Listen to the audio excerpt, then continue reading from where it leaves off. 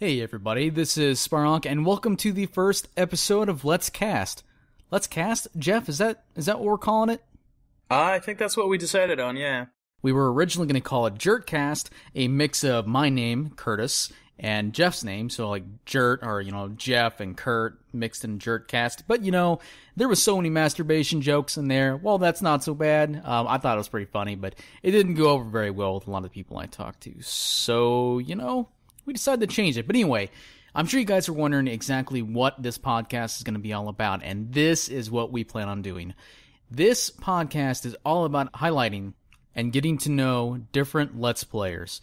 So what we'll be doing is we will have guests on the show, and we will talk to them about what they Let's Play, what games they really enjoy, all sorts of stuff, what technology they use, things like that. So it's basically just to get to know different Let's Players from the community, and we'll sometimes be reaching outside of the community and talking to people that may, maybe a little bit more famous, get some famous names on here and cross-promote.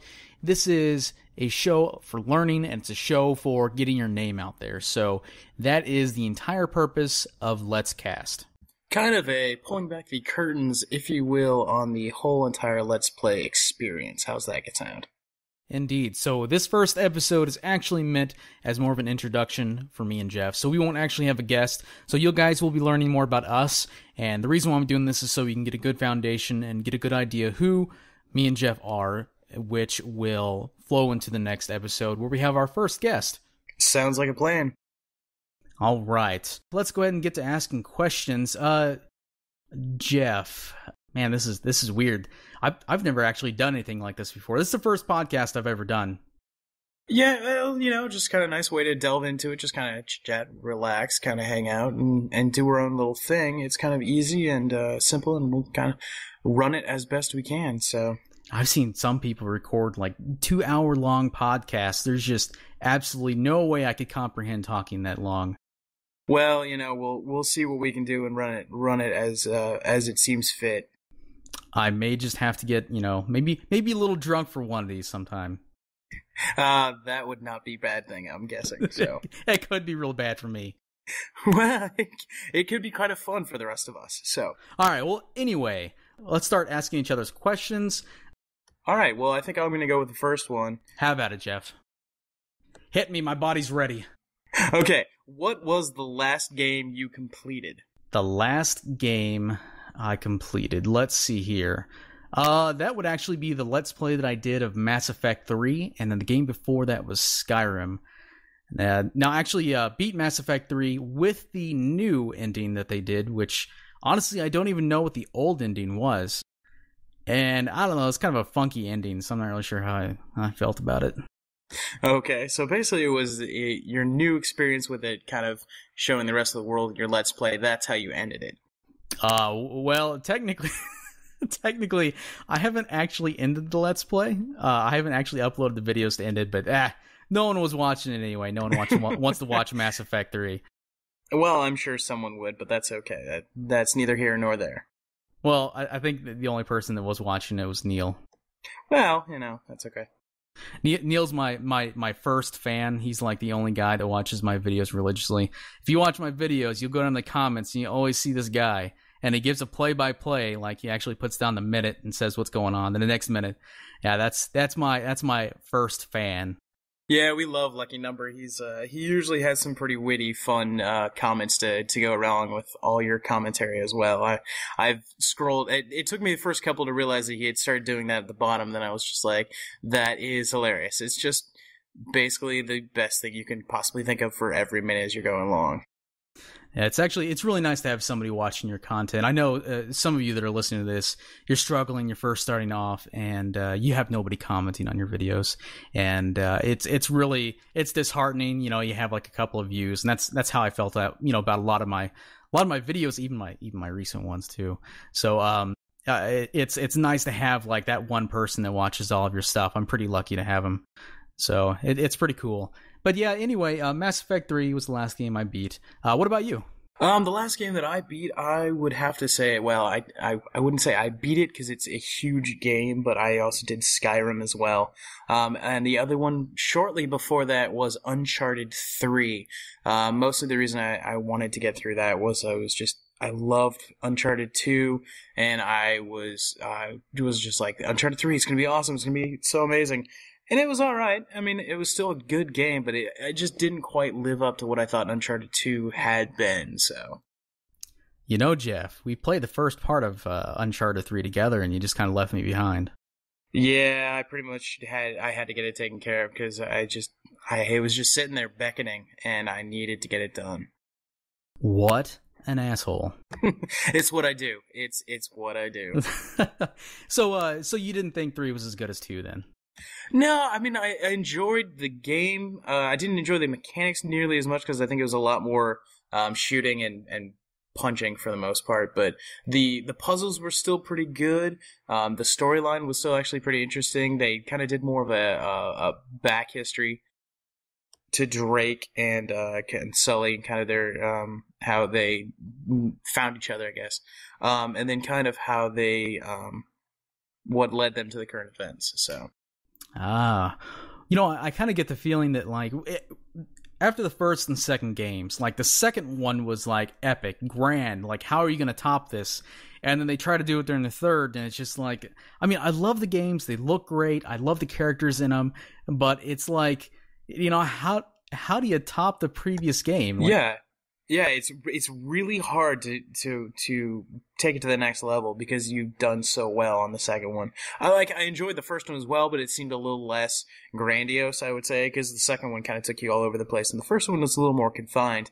But yeah, it was the third one. Like it took you everywhere, kind of gave you a lot more characters, and kind of brought you back to some old characters we had met before, and kind of showed you some new interesting villains. So.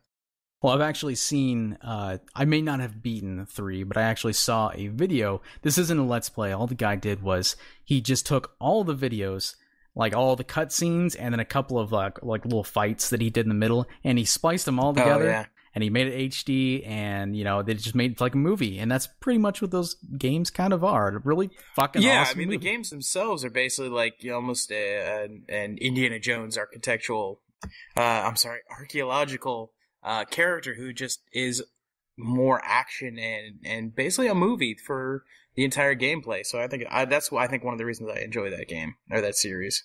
You are a movie fiend. I am a movie fiend. I have delved very much into my entertainment area aspect of my life. So yeah, you watch so many movies that you get past all the content that I'd be cool with. Like, I watch like some of the best stuff, and you get down there and watch like some of the worst stuff. Yes, I do dredge the bottom of the barrel for a lot of stuff that I watch, but I have a very high tolerance to the willingness to suspend my disbelief. So that is something that I am not blessed with, unfortunately. Maybe in the gaming side of things, I'm willing to overlook certain things, but man, when it comes to movies, if it's just not worth my time, there's no damn way I'm going to watch it. Yeah, I think that's kind of another good thing about you and I is we have our different set ideals on how things need to be. Mine are usually higher for movies or lower for movies and higher for video games, and I think you're the other way around. So let's move on. Yes. Okay. What was your first console / like real home game that you that's stuck in your memory and it's kind of the nostalgic factor? Well, I was a child of the 80s. Basically, I have no shame. I was born in 82. So the Atari was just a little bit too early in my lifetime. So I hardly remember anything from the Atari. So my actual first console, we did have an Atari, but I just remember vague things about it. But my first real console that I really got into and played a lot of myself was actually the not so well known Sega Master System. It was an 8-bit system, just like the Nintendo. It was Nintendo's competitor, and most people don't know a damn thing about it. But I loved it. It actually had a built-in snail game where you didn't have to have a cartridge inside of it. You could hit like a secret combination on the controller, and you could play this super awesome snail maze game. Nice, very nice. Yeah, well, it was not so much at the time. It was super awesome back then when I figured it out. It's more the ability to say, hey, yeah, I actually found this and I did this, more than the game itself. Kinda, yeah. I understand. So, I had I was a Sega kid for the most part until halfway through, I'd say the Super Nintendo era. But for the Sega Master System, my most memorable game, which probably shaped me into an RPG fan, is oddly enough the first Phantasy Star. Okay, tell me a little bit about what that was. The first Fantasy, man, I just have like vague memories. It was like it was a turn-based RPG. And like whenever you got into battles, you would see your characters pop up on the bottom of the screen instead of like in a Final Fantasy, you'd see them on the right hand. And you'd just be looking at their backs, and you'd see their stat scores below, and you'd see like a slash go across the screen when you attack something. And the dungeons all seem sort of like the old D&D, Super Nintendo games where you like walk forward in a dungeon and you turn, and you're like it's first person dungeon crawler thing. So, oh yeah, okay, I gotcha, yeah. Yeah, so like the dungeon was like that, but oh man, they were so lame. But I still remember all the characters: Alice, Mayu, Odin. I think it's Mayu. I think that's how you say it. Man, that's how I called it when I was younger. Mayu, Odin, and Noah. Those were the main characters. And man, I absolutely loved that game, but it was balls hard. Wow, that really did stick in your mind. That's impressive. But yeah. Another memory from that game was I got stuck. I don't remember where it was, and this was before the internet was really prevalent, or it wasn't actually in most people's homes. So I got stuck on this part, and I called the Sega hotline asking for tips and it helped me get past this part. That's the first time I ever called, and I had to beg my mom to let me call. Oh man, paying money to get through a part of the game, that is just such a foreign concept. Wow, that really just kind of dates us. It's just kind of like, we didn't really have the ability to go online and look up walkthroughs or anything like that. You had to call the company and say, hey, tell me what to do next. There was another game that I did that as well. It was A Link to the Past, Zelda: A Link to the Past. Oh yeah, good game. It's awesome game. But I got stuck. I couldn't find the goddamn flute, and I didn't actually call a hotline. What I did was my friend was on vacation, and he had given me like his number. Like I remember I was doing something for him. He'd given me a number to call him and his parents, in case of emergency. And he had actually loaned me the game, and he knew how to beat it. And I was just like, oh my god, this is an emergency. I don't know how to beat this game. So your emergency was, I gotta find the flute. Yes, I called him long distance. Oh my god, I can just see that. The bill from this guy is just like, why were you talking to someone for 5 minutes and 30 seconds long distance? Yes, kids, we had bills that gave us times and minutes. But like, why? How did you get this bill? Like, coming to your parents and be like, so long distance call, what was that for? I couldn't find the flute, Dad. Man.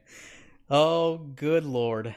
At the time I didn't really care, but like looking back on it, man, I'm such an asshole. Such a dick move. Young Curtis, so forging his dickhood. Dickhood. Oh man, I don't even. Wow. I don't. We'll just leave it at that. We'll just leave it at that. Leave it at that. Hey, that's actually something else we want to talk about. So, Jeff, I've known you for God, how long? Oh, we're getting on about 10 years now. I think we figured something like that out. That is a long time. For us, when you reach our age, 10 years is just like, wow, that seems like forever. That's too long. Yeah, getting there. Getting there, yeah. But it was kind of, we met pretty much through college friends, and for the most part, just started hanging out, like normal college things, going to movies, doing dinners and things like that. And then just the connection that we kind of had with gaming that just kind of brought us a whole lot closer together. So we have been through many a game together, sir. many an RPG and occasional first-person shooter or third-person. Yeah, a little bit of both. Gears of War, we kind of did a bunch of those. I know I got through the second one with you, but I know the first one, I remember the memory of me going to bed and you sitting there and playing with Chris. And I went to bed as you guys were starting the game. and I literally woke up the next morning and was leaving to go to work as you guys were finishing it. And you're just like, yep, charged straight through it all night. I'm like, are you kidding me? It's dedication. Dedication, that is some serious dedication. But then again, I think for the second one, we decided to do the same thing, and we stayed up all night and ran through the entire thing. Man, those are good memories in that tiny apartment. It was a tiny ass apartment. It was like second floor and like had the big huge couches as opposed to actual any chairs or anything. And like we shared gaming systems, and so basically it would just be like, hey, bring over this game. We'll just pop it in and start playing and just go through it. And it actually became that kind of, I think, was one of the ways we started doing our RPGs, was just like bring over a game, we'd get through like an hour or two of it, then, go and do our own thing, come back later on and do it all over again the next week, or, take a weekend and just kind of run through whatever we could. And I think that kind of bonded us in video gamedom. One of my I have no idea why this thought just popped in my head, but I remember we stayed up all night, I think, trying to get you a Nintendo Wii. But yes, it was the inaugural day of the Wii, the very first day of the Wii, and you and I sat outside Target in the brisk coldness, freezing coldness that was the weather was terrible. I remember we finally got it, and then we were playing like Wii Sports nonstop, and I love the baseball game. I remember I hurt my arm, but when it. It's so stupid. God. It's like, okay, so you're swinging this super light Wiimote, like really fast, and, obviously, I'm far from mastering the controls at this point. So I'm swinging it way too hard, and, you flail your arm enough, bad things are going to happen. Oh, yeah, definitely. Well, and the thing is like, you try to swing it like an actual bat when you didn't realize you didn't need to do that. Oh, so retarded. Now that I think about it, that Nintendo Wii is probably dead now, isn't it? Yeah, that one's one that's dead. And now you've got mine. Which I'm very thankful for. I do appreciate. It's not a problem. Not a problem. I've been collecting dust for 3 years. Well. But yeah, it's just one of the many memories of gamedom that we have. I still remember sitting outside and just freezing, waiting for that first day, and then like Brian showing up at the last minute and being like, hey, what's up, guys? Hey, you guys look cold. And we're like, it's so cold. Yeah, good times. Yeah, well. Speaking of the Wii, this is way, way off topic, but that's what we do. Yeah, I guess that is what we do. Waggle, like motion controls. I'm not a fan. Really? Of the Wii motion controllers? Not. Well, are you talking the actual Wii, or are you talking to your emulators? Whoa, I don't emulate yet. No, I totally emulate almost everything.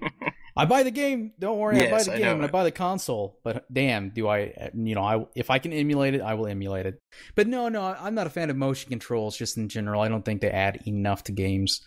Yeah, I don't honestly, I don't know if they're advanced enough to actually get the exact control and exact motion. I think that is necessary for the right games to work, so. Okay, well, anyway, that's enough about the Nintendo Wii and motion controls. I really don't want to get into it too much. There's just, that is a rabbit hole I don't want to go down, so. We'll steer clear of that one. All right, well, what was your first console and first game? Well, my first console, I had the old, I was also a child of the 80s, so I had the Atari, and I remember Pong and Frogger and things like that, but the first game I really remember just enjoying and just loving was Super Mario Brothers.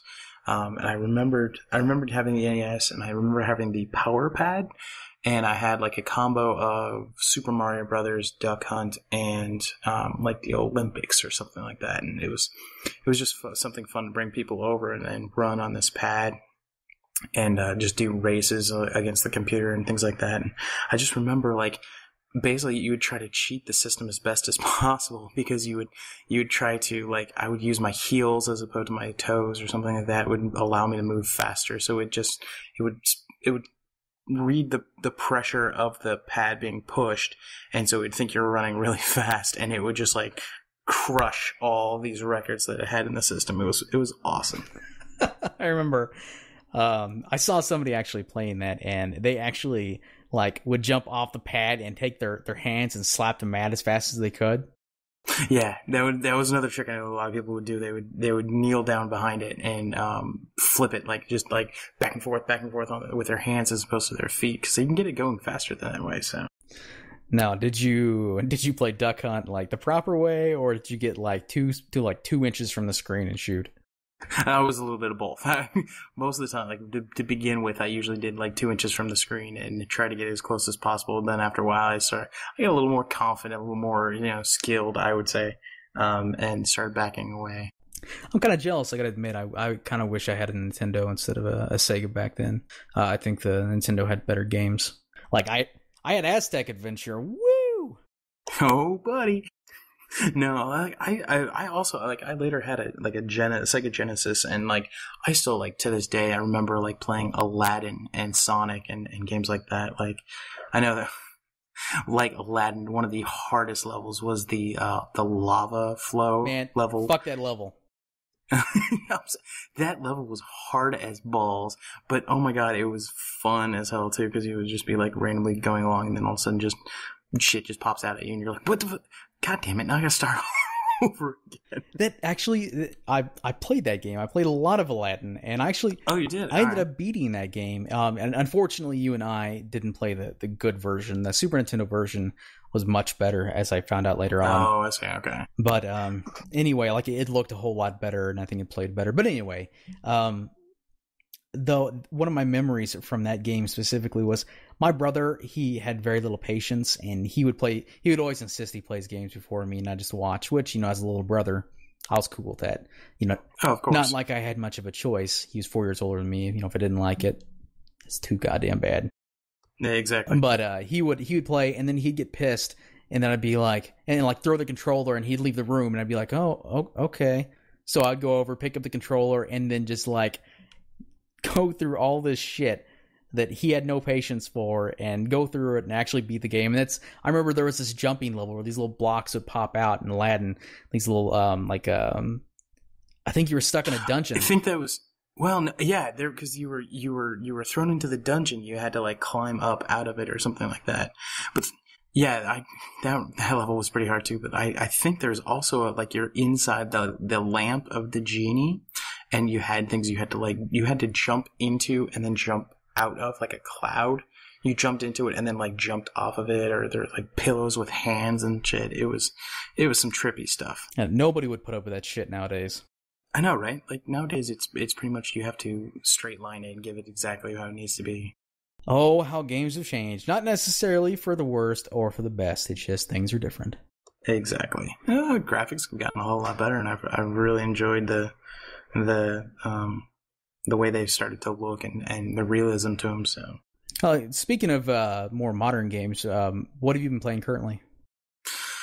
Oh, currently I am doing Final Fantasy 13-2 and doing Skyward Sword. Kind of back and forth a little bit between the two of them. So 13-2, man.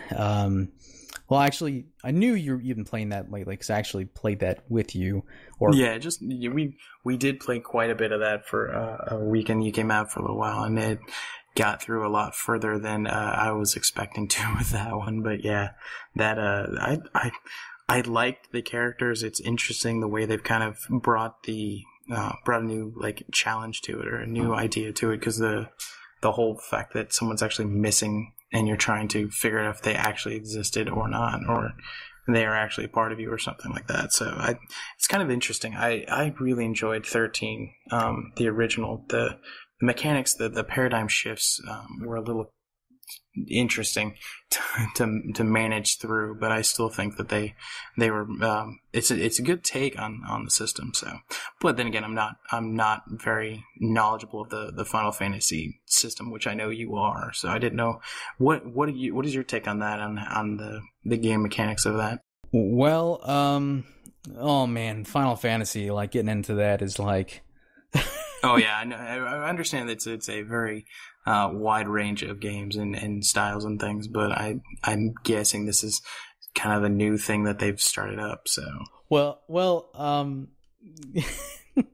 talking about Final Fantasy causes some problems because basically you've got two types of fans. You've got the fans who play the games. Well, I hate to black and white this, but basically you've got the people who play the older games, and then you've got, okay, there's three types. You've got the people who played the older ones, you've got the people who played the newer ones, and you've got the people who played all of them. And as somebody who played the older games and then transitioned to the newer games, my 13 amplified my biggest problem with the Final Fantasy series, 13 and 13-2, is that I hate the art design. Like, I hate, like, the incredibly, like, overly pretty characters. Oh, I got you. Like the actual characters themselves. Yeah, and that began in Final Fantasy VII whenever they made a jump to 3D, and then they introduced, the CG scenes, and the characters were just like flawless people, except for Barrett, because he's fucking awesome. Actually, he was the most flawless of them all. He was the greatest Mr. T ripoff ever. Nice, that is awesome. He was amazing. But anyway, I hate the art style, and I hate the characters for the most part. Like, I can't identify or have any sort of sympathy for any of them.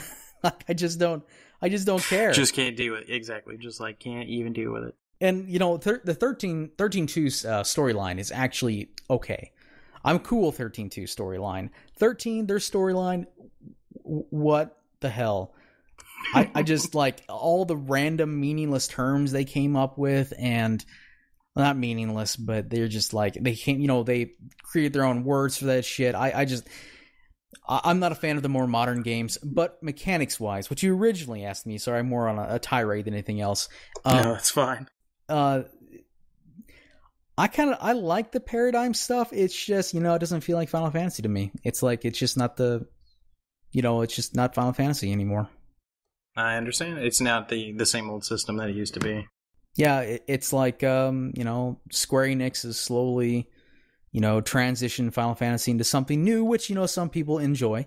But since I'm more of an old school type fan, my favorite Final Fantasy is Final Fantasy VI, which is 3 in the United States, of course. And, gotcha, yeah. It's just, it's so different that it's, you might as well, you could call it a different name and, it just have the same meaning to me. Like, it's not even a Final Fantasy game to me anymore. And that's kind of when it started going downhill for you, with 7, right after that one. I would say it began with 7, yeah. Actually, with 7. And I know some people absolutely love 7, and it brought in a whole new audience. But, 7 was the first one I didn't finish. First one that I started and did not finish. Nice. Okay. I mean, I did eventually finish it later on, but, like, I just didn't finish it. Point and then just kind of say, all right, I'm done with this one. Yeah, it's like I got bored with it and did something else. Like, the storyline didn't really catch me. Yeah, the characters really didn't, pull me into it. I gotcha. So, to get back to our original question, what game are you currently playing, or what games? Oh my God, lots of Persona. I'm playing Persona 3, kind of playing Persona 4. Me and you play Persona 4. We'll eventually get through it. Yeah, we'll get there eventually. Like, I've been through the game once before, but we'll eventually get through it. But I'm also playing Persona 4 Arena, which is the fighting game / storybook game, which is pretty damn awesome. And The Binding of Isaac, I play that off and on. I play Minecraft off and on, just different versions of that, mostly because of Quirky, but for other things. And then I plan on playing The Last Story and possibly Dust and Elysian Tale. Okay, tell me a little bit about The Last Story, because I know you were talking to me about this earlier and I didn't quite get it, but give me a little bit about that. Okay, so The Last Story is basically it's a game done by a company called Mistwalker, and this goes back to the whole Final Fantasy and how things have changed. Mistwalker actually has a couple of people who used to work on the Final Fantasy series. Actually, the creator of Final Fantasy works for Mistwalker, and that's Hironobu Sakaguchi. Jesus, I'm terrible at Japanese names. Anyway, so he works for Mistwalker now. So a lot of these games sort of have like a Final Fantasy feel, and they actually made one of my favorite RPGs, and that's Lost Odyssey. But also another person who works for Mistwalker is Nobuo Uematsu, which is the composer for a lot of awesome music from the Final Fantasy series, a lot of the more memorable songs. So, they've got those two people working on these new games, and that's why I'm really excited about The Last Story. And also, I would recommend anybody listening to this to actually go out and buy this game if you enjoy good RPGs, because Mistwalker is a great company, but they made some mistakes early on. They did not have very well their first couple of games for that company did not sell well. Lost Odyssey and Blue Dragon both were released on 360 in hopes that it'd be popular in both the United States and Japan. And as we all know at this point, the 360 is not popular in Japan. No.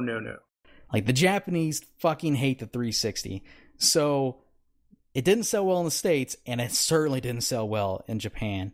So neither of those games sold well. So the company was in dire straits. And then they pretty much, just like what they do with Final Fantasy was supposed to be the saving game for that company. The original Final Fantasy, it was supposed to save Squaresoft. They were about to go bankrupt, and so they released the game, and they called it Final Fantasy because they thought it was their final game. It was the last game that company would ever produce, and then it just became extremely popular and blew up into all everything that Square Enix is now. So the Last Story is the same thing. The story, their company's in dire straits, and they call it The Last Story because I think it's their last game. So, and I've actually played it. I played the European version a little bit, probably about the first 5 or 6 hours, and it's a really great game. So, for those of you listening to this and you're looking for a good RPG, The Last Story is excellent. Excellent, good. And it gives something to look forward to, and kind of something you can sink your teeth into and kind of enjoy. Yeah, and it's just I'm really excited to play it, but unfortunately I'm pretty busy, and I'll eventually get to it. Right now, I think I'm more concentrated on Dust and Elysian Tale, and the reason why I want to play that game soon is because, well, I will be playing it soon. I think I'm going to stream it on Saturday. I of course do streaming quite a bit, so I've right. Yeah, so I plan on streaming that, and right now I'm actually currently playing Persona 3 and trying to beat that. I'm probably have like 5-10 hours left on it, which in the grand scheme of things for a Persona game, that's pretty much near the end. That's with those games, that's kind of pretty finishing it off. So, but I know you have a very difficult time finishing games. There have been many a time where you've told me you're like, I'm at the last boss or doing this last thing, and then it's gonna be over. You just never get back to it.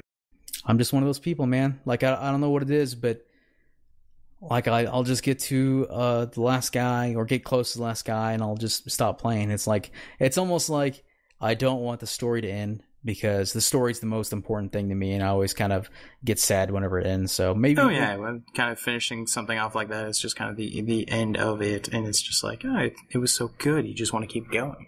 Yeah. So yeah, it's kind of weird, but I do that often. But here recently, I've been trying to finish games. I'm worried, like I haven't played Persona 3 for like 2 days, and I'm a little worried that I'm getting to the point where I'm about to drop it. I'm going to do it, though. I'm going to power through it. I'm going to beat that damn game. You must do it. You must finish that game, Kurt. You must. I must do it. I was just going to say, kind of talking about your... I know you did a Let's Play of Lost Odyssey, or kind of started with a Let's Play of Lost Odyssey. So that was actually one of the first Let's Plays that you started, correct? That is correct.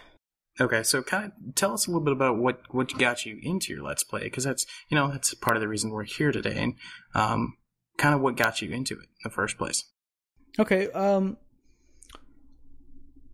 watching a Let's Play is sort of like the gateway drug into doing a Let's Play. Okay.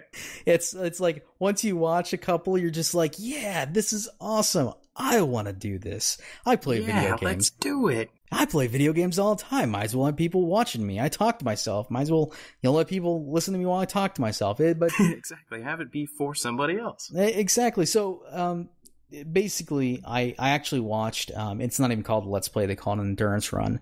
But really, what got me thinking about it and got me into Let's Plays in general was probably the Giant Bomb endurance run for Persona 4. That was my gateway drug Very nice. Okay, it's quite a long one, so that's kind of a good overround or an overall thing to follow. So, and I finished it in like 3 or 4 weeks. It was insane. That was a very, very long Let's Play, but I absolutely loved it. It was Jeff Gerstmann and Vinny. Well, I don't remember his last name. I don't remember Vinny's last name, but those two were absolutely hilarious to listen to, and that got me into watching other Let's Plays. And to be honest, I actually tried to like look up a Let's Play, and like I think of a really great game that maybe I wanted to see, or maybe that I played, and I would go try to find it on YouTube. And I kept on finding these terrible Let's Plays, these people who had these terrible microphones, or really super shitty quality video, like they didn't know what they were doing. They had like 100 episodes of this crap out there, and I tried to go through and see if they got better, and they never did. And I was just like, man, why can't I find a good Let's Play of this? And then so they got on Reddit, and I asked people, hey, can you suggest a good Let's Play to me? And somebody said Northern Lion, and I was just like, okay, I'll go check out Northern Lion stuff. And I started watching almost all of his stuff. Like I went through and watched all of his Isaac videos, and he had like over 100 at that point. I went through and watched his Let's Play of what else did I watch of his? Oh man! Now, I assume you're talking about The Binding of Isaac was the Let's Play that he had done, correct? Yeah, The Binding of Isaac. So, gotcha. Okay. Braid, he had done one for Braid. He had done. Oh my god, I can't even think of the other ones I watched. I've watched so much shit, it all just blends together at some point. Okay. But so I started watching his, and this is going to sound kind of weird, but at one point he mentions that, he doesn't actually have a job. His job is actually to play video games, to do Let's Plays. He actually makes his money off of it. And I was just like, I fucking hate my job. I hate my job. I hate going to work every day. I don't even like what I do, like my career, like what I do. So, right. So I was just like, man, if I could do what I love every day without having to put pants on, don't have to leave, no pants. How the Novel fuck? concept, yeah. Enjoying your job and not wearing pants. Come on, let's do this. How could I turn that down? So I was just like, man, I should start doing Let's Plays. I love playing video games. I'd probably do this even before, finding out that, you could actually make money off the thing. But I was just like, yeah, I would actually like to do this for a living. And if I don't make any money of it, I still really enjoy it. It's very fulfilling for me. Very frustrating at times. I will. Yeah. I'll throw that out there because Quirky Minecraft is. I don't think anybody realizes quite how much thought goes into those. But it's really great, and that was my sort of the roadmap to me being addicted to doing Let's Plays. Okay, well, I know a lot of what you have done is kind of you've figured your own path and kind of figured your own way of doing things and getting it out onto YouTube and kind of editing and I know you've gone through a series of microphones and stuff like that. Kind of give us an idea of how that has kind of evolved from the beginning. Well, like all Let's Players, I started off with the Microsoft Movie Maker, whatever it's called. I think it's Movie Maker or something. Anyway, I think we all have had that phase. If you're listening to this, I think you pretty much know that you used that at the very beginning, or you're still using it. It's free and it works for the first couple of videos you make, but you need to move on very, very quickly. Kind of it's a simple starter, but you need to get something a little more advanced. Yeah. The Movie Maker, it has its issues. Like if you work with large files, I remember I used Fraps. I still use Fraps, and the Movie Maker was just like, oh, large files? Will I crash or not? We'll see. It's a gamble. Let's flip a coin. Let's find out. So I went to I started using Vegas. I'm sorry, I didn't start using Vegas before that. I used some other piece of crap software I actually bought. I tried to go the actually buy my software. Do it the legal way, and that right, and that didn't end up going very well. I was very unhappy with that product, and ended up returning it, and they actually gave me my money back, which was pretty awesome, because I threatened to do an Amazon review, and Actually, they did not want bad publicity. I take that back. I did do an Amazon review for it, and I linked it to them in my complaint email. And they gave me a refund, so I at least put that in the review, was that they're nice enough to refund my money. Hey, there you go. And it's at least, getting rid of some negative publicity for them, so I'm sure they were willing to give you back a little bit. Right. So then, once I got past that phase, I was just like, okay, I need something else. So I went to Vegas. Sony Vegas 10 is what I use now, and it's pretty good. Makes my videos a little dark, but I really enjoy it. And that's the video side of it. Basically, I only went through 3 programs, so not that big of a deal. I moved from, let's see here. I started off from my microphone. I used my wireless G930 headset, and some of my older videos, I think Skyrim, I'm using that headset, and it sounds terrible. It is not pretty. Well, are you saying that as comparison to what you use now, or are you just saying in general? I'm sort of an audio and video whore, so I would say in general. But some others may not agree, okay. But it did not sound good. So I tried to buy I made the mistake of going to Best Buy and thinking, oh, well, I just need a new headset. These headsets, they should have better mic quality now. Anything that, gamer related should do just fine. So I bought like a Razer headset, and man, no. Okay. No. So it's meant more for gaming and just common play, not really noise cancellation, and a lot more of the sophisticated products and things you're looking for. Is that what you're saying? Right. It was. It actually used I think it's called a mini DB connection, instead of a USB connection.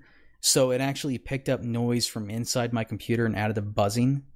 Oh, fantastic. Yeah, so I returned those and got my money back. That seems to be a recurring theme with me, returning shit and getting money back. At least you get the money back. That's what counts. Exactly. So at that point, I was just like, all right, I can't fuck around with this anymore. I need to get a great microphone, and that's how I ended up with my C01U. It's like it's a recording mic. It's a boom mic. And it's excellent. Excellent. I know you kind of set up like a shock mount to it, so it takes care of a lot of the extra noise and things like that, which I know you're very particular on your audio quality. So yeah, I've got the shock mount. I've got an arm for it that comes off my desk, and I also have a pop filter now for it as well. Although I ordered the wrong pop filter, but it works. It's kind of it looks ridiculous, but it works. I'm not going to return it and get my money back. And there you go. Yeah. Well, good. So you kind of went from, I assume you went from Let's Play to streaming, or was it streaming to Let's Play? I went from Let's Play to streaming, but I started streaming really, really early in my Let's Plays. I've only been doing Let's Plays for a little over 6 months now, so I probably started streaming like 5.5 months ago. It was very, very quickly after I started doing Let's Plays. And I do love streaming quite a bit. Okay, and what kind of programs do you use for that? Currently I use XSplit, which I used whenever it was in its beta phase. The problem with XSplit is you can't actually buy the software. You buy a license for it that lasts a certain time frame, and it is balls expensive if you weren't a beta tester. So I got mine for like $25, $30 for a year or 2 years. I don't remember. Wow, that's damn impressive. But like if you weren't part of the beta program, then you have to pay like I don't want to throw it out like an outrageous price, but I think it was like 60 or 80 for a year or something like that. Wow, yeah, that's quite a difference between those two. So for those of you listening, I wouldn't necessarily go with XSplit. I'm sure there's better alternatives out there. I'm just using it now because I didn't pay a whole lot of money for it, and I do like to pay for my software whenever I can. So I definitely use XSplit. It's okay. It does crash. I've had it crash. Usually give it 3 hours and it's gonna crash. If you're emulating something, it's gonna probably crash that too.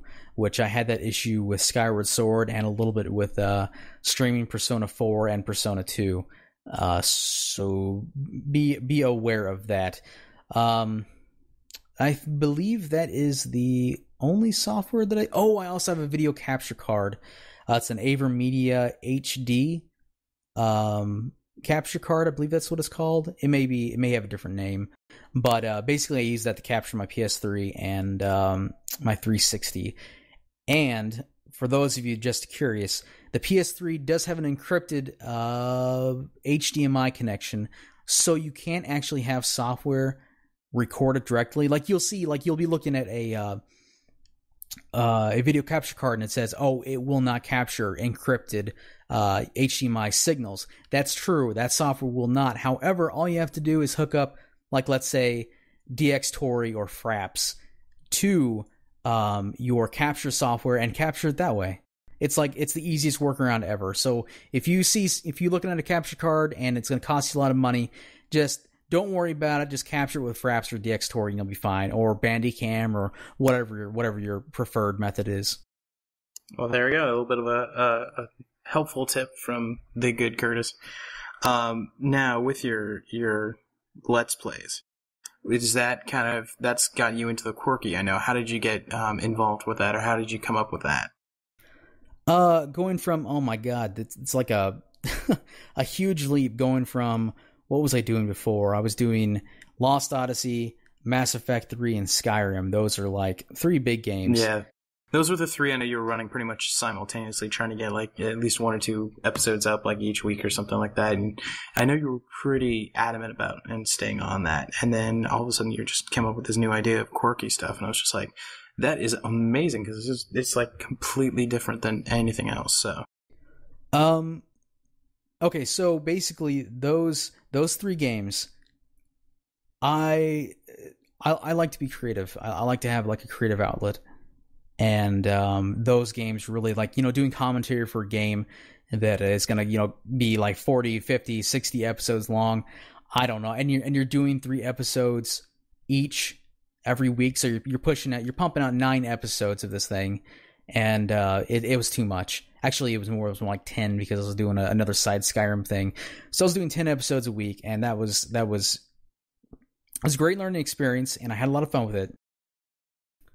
But never again. Never will I do that many at one time. Never again.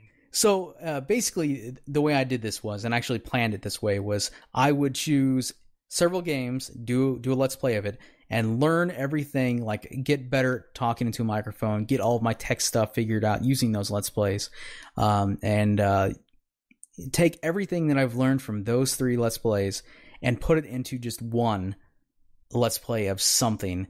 And by the end of those 3 games, I was just like, I want to do something creative. I want to do something that doesn't confine me to a very specific storyline.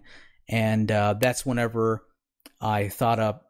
Actually, I was talking to Neil one day, asking him what he thought about one of my videos, and me and him were just chatting away, and all of a sudden I was just like, what if I just make up my own rules in Minecraft and have at it? And then we started talking a little further, and that's whenever the idea of quirky Minecraft came up, and that's really how it started. And from then on out, I started asking friends to come up with quirks. Then I came up with different categories for them, and people were very helpful, coming up with a lot of them.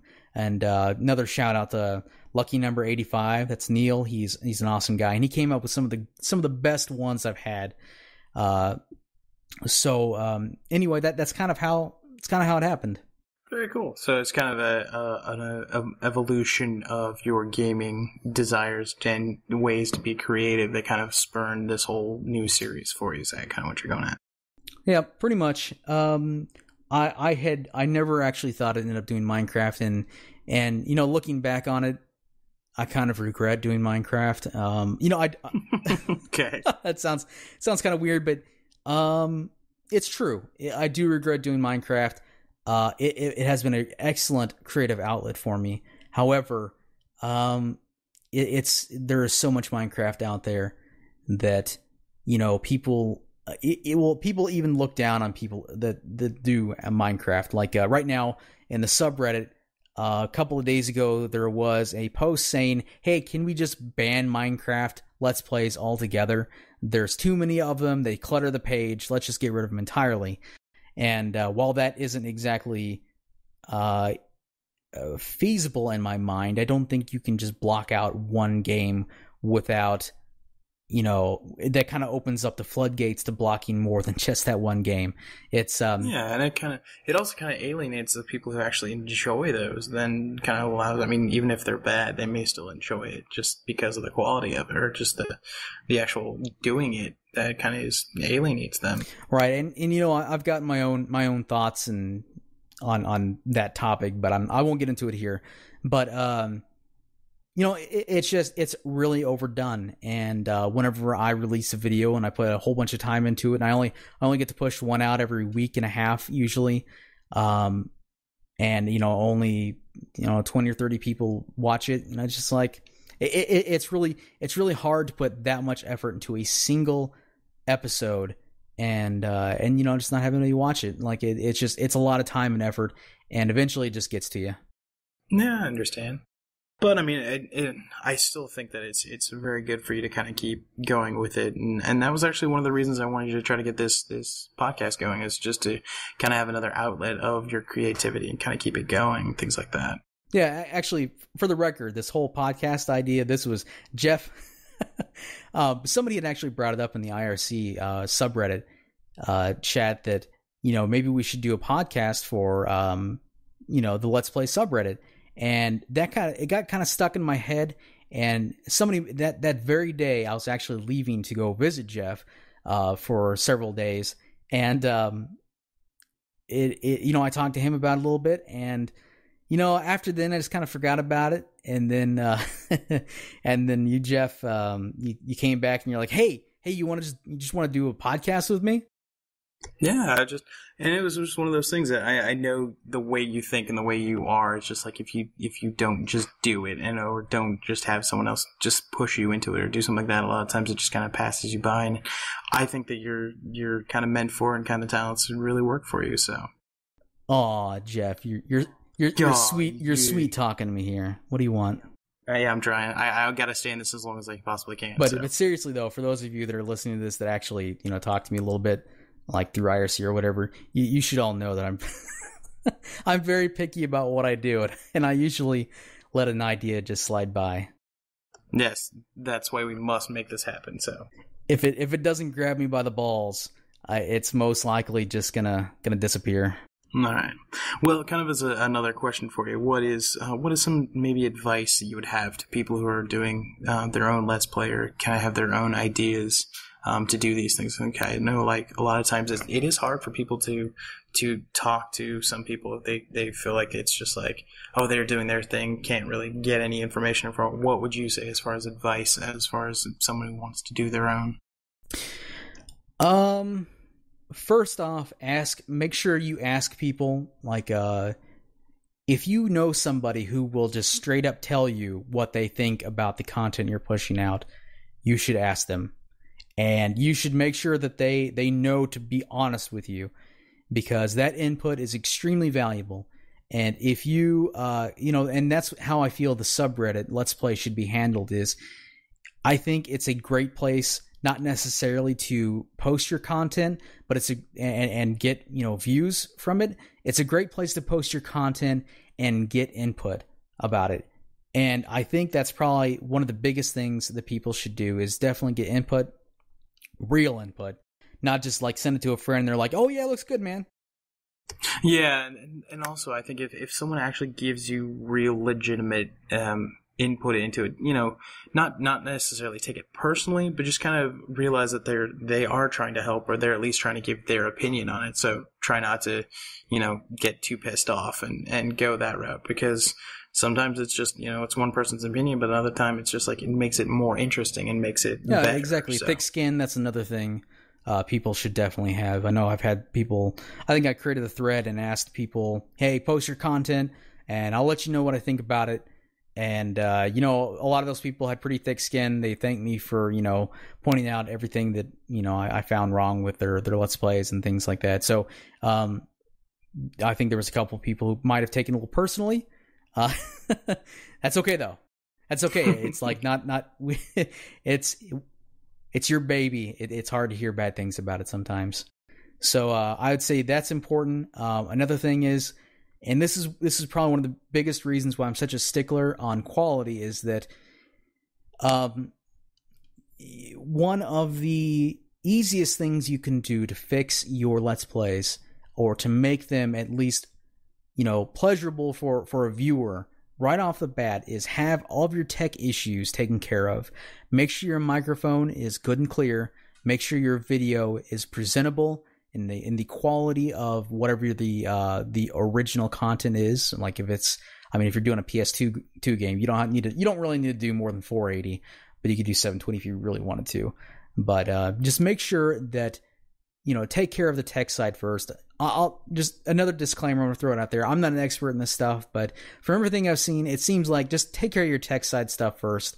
And then once you're done with that, drown yourself in doing Let's Plays. Just do a whole bunch of them. Have it take up all the time that you can get it, and work on your commentary, and just be yourself. Just be yourself. Yeah, I mean, a lot of times, even if you don't feel that you have a point to get across, everyone has their own individual voice, their own individual person, I guess. But so, you kind of just get it out there and let it be. Yeah, so that's my thoughts on it. Now, throw out the disclaimer one more time here. I don't have a lot of subscribers, and I've only been doing this for 6 months, but those are my personal feelings. And if you're unsure still, just ask people on the subreddit. Get into the IRC channel for Let's Play. The IRC channel is a great place. Unfortunately, oftentimes it's not that active, but if you're patient and you just wait around long enough, I will be there. Somebody will be there to answer your questions and give you a little more insight and give you their thoughts. And I will always watch somebody's video if they ask me to. So, and I will give them my absolute honest opinion on it. So, just hop on the IRC chat, or just get on Let's Play and say, hey, what do you think about this video? Give me your honest thoughts. Maybe not necessarily like, hey, what do you think about my channel? Pick a specific video. Very nice. All right. That's always good to be specific. So what do you think, Jeff? We done here? I was actually about to say it's been a little bit over an hour, so I think it's probably a good time to wrap it up and get back to our normal lives. How in the hell do we fill an entire hour of us talking? I know, it goes by quick actually once you actually get into it. So I've had to listen to you all this time. Yes, you did. You've had to listen to me all this time? Hey, it's been fun. It's been real, so. It has been fun. So this was a great first episode, and our next episode, obviously, we will have somebody new on here, and we'll be talking to them and asking them questions about their Let's Plays, and hopefully we'll learn something about them. You guys will learn something about them, and we'll all edumacate ourselves a little more. We'll all learn together. The more you know. Boo-boo-da-boo. That's right. All right, Jeff. I will talk to you later. And guys, have a good day, okay? Sounds good, man. Thanks. Take it easy.